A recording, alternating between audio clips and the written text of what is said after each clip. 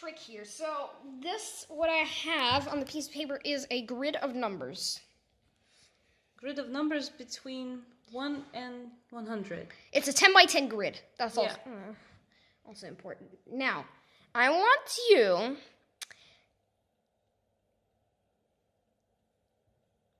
and also people watching the video to point to 2 by 2 square. Well, I'm going to choose, I don't know, let me choose this one. We already did this once. Or let me choose another one, but I already know the trick. So I can say that people watching the video can also choose a square, right? A 2 by 2 square. Yeah. So I'm just going to do the same one I chose last time. I choose this one, 35, 36, 45, 46. All right, so that one. But you guys can choose another one. All right, now, I want you to calculate. I want you to multiply the two opposing numbers. So in this case, multiply these numbers and these. So like diagonally opposing. And then so I'm going to multiply, in my case, 35 by 46 and 36 by 45. So let's see. Oh, this is our result from last night because we already did this once. 35, wait a second. 35 times 46 is 1610. and 36 times 45. And 36 times 45 is 1620. Now, I want you to calculate the difference between those. Well, that's easy. It's 10. It's 10. But now, I'm going to open this sheet of paper. And this is what Simon showed me last night when I had no idea what's going to happen. And all of a sudden, on the sheet of paper, is the answer! Is the answer. Is this also the difference between the results you guys got? People watching this? I guess so, right? Because Simon told me that in this grid, every single square you choose, and if you multiply in every single square the numbers that are diagonally opposing to each other, the difference between those products would be 10. And then Simon's dad was like, well, okay, we're sort of watching a movie now. Can you maybe go and prove this? Why this happens every time? And Simon's like, all right, I'm going to go prove it. And within 10 minutes, he was ready with this proof. Now, there's another similar proof, but... Well, let me see. Let me show later. this proof. Because I thought this one was really cool. All right, so this is going to be the top left corner of our square. So in our case, this is the number 35, right? Yeah, for example. That's the top left corner of our 2 by 2 square. Because how did you present this? This is, A is like, in this case, 3. Did the first digit? So this is like 3 times 10 plus 5, right? Yeah, that's how base 10 works. Okay.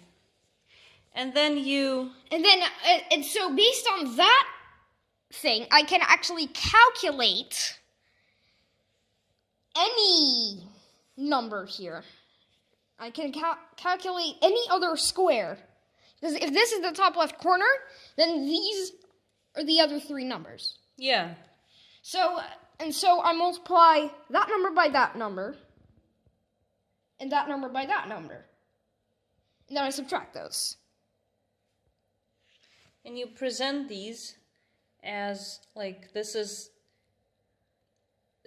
10 more, because it's 10 times a plus 1, so this is already 40.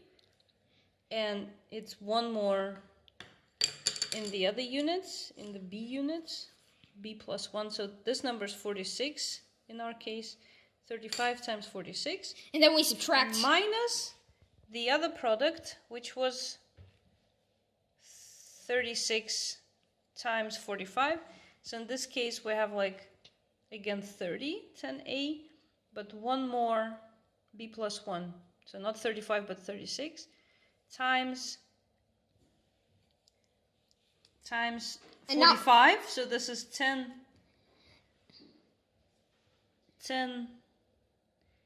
a plus 1. So that's 40 and not 30. Plus b. So not b plus 1, but b. All right, now the next thing I did is I multiplied this out. Actually, I kept the b plus 1 in the brackets. I could have taken the brackets out pretty easily, but just removing them. But I chose to do that in another step, because otherwise I would have got a longer expression than this 8-term expression. And what did you get as a result? And so, but we got some canceling out, so we get 100a times a plus 1 plus 10a times b plus 1 plus 10b times a plus 1 plus b times b plus 1 minus 100a times a plus 1 minus 10ab minus 10 times a plus 1 plus b plus 1 minus b times b plus 1. Which is, that's a really long expression, but we can cancel some stuff out because we've got 100a times a plus 1 over here, and we got negative 100a times a plus 1 over here. They just cancel out. And we got b times b plus 1 and negative b times b plus 1. That's handy. These also cancel out. So we get a 4-term expression out the other side. Now, if you multiply these, if you take out these brackets, what you'll get is a 9-term expression that looks like this. Whoa. 10ab plus 10a plus 10ab plus 10b minus 10ab minus 10ab minus 10a minus 10b minus 10. All right, and The difference is 10. And the difference is negative, and so basically what we get is 10ab over here, 10ab over here, 10ab over here, 10ab over here, 10a over here, 10a over here, 10b over here, 10b over here. So if you take out all of these terms, so you can actually take out all of these terms. Yeah. And so what we're left with is just negative 10. It's proven. And you said there was another way to... There is another way to prove. So first, let me just show another way to present the trick. Okay. So another way to present the trick is to remember a square, a 2x2 square, but not actually point to it. Okay. And so remember a square, and then say multiply the two pairs of opposite corners, and then subtract those. Mm-hmm. And then you just say, I predict that the difference is always 10. Oh, okay. So it's like... Well, I thought it was cooler the way you did it. Like, you already have it ready in the paper. But what I thought was the coolest is that you thought of a way to prove it, and that you came up with this base 10 idea. All right, so now what I'm going to do is I'm going to take another piece of paper and show another kind of relative or similar proof. So again, we'll write out the top left corner. Now, I'm going to actually write a single number A for this. I'm going to actually just write a single number A. This will simplify the whole proof. But this is going to prove the same? It's going to prove the same, but it's going to be a simpler proof. Oh, when did you come up with that? I am actually coming up with it on the fly here, so... All right. I hope it's going to work. I hope it's going to work. So, A...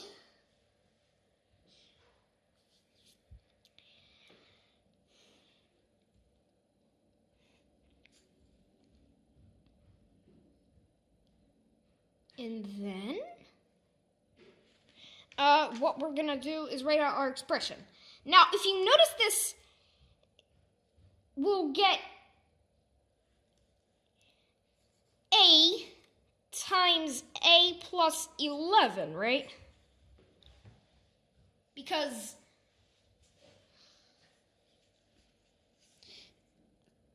we add another 10. Yeah. That's another row down. Yeah, that's and then true. Yeah. Another column to the right. So like the another number column we across first take in the is top another left 1. corner is So A, and we're multiplying it by A plus 11. That's true. Every All right, time. and then minus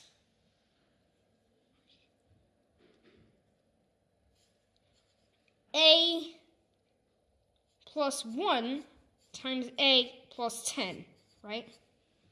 Yeah, that's true also. Like if we take our original example, if A is 35, A times A plus 11, 35 times 46, and A plus 1 is 36 times A plus 10 times 45. That's true.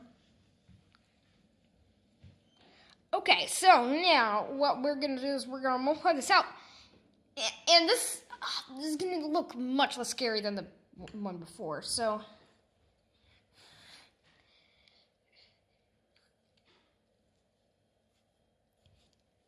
this equals A squared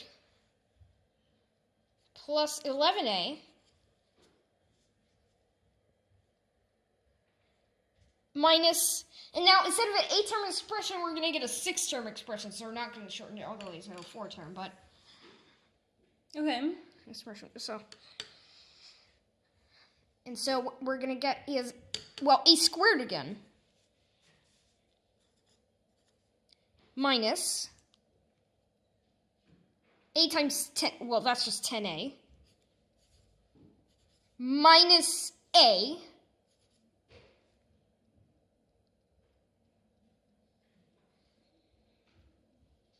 minus, well, 1 times 10, that's just 10. And this is a shorter proof, too, because, well, we've got A squared there, negative A squared there. That's going to cancel out. All right, so we're going to get 11A minus 10A minus A minus 10. And that looks much less scary because this is equal to 11. It's just 11A minus 11A minus 10. 11A minus 11A minus 10. Beautiful. And then these are going to cancel out, which means I'm left with minus 10. And that's it. It's more elegant this way. Yeah!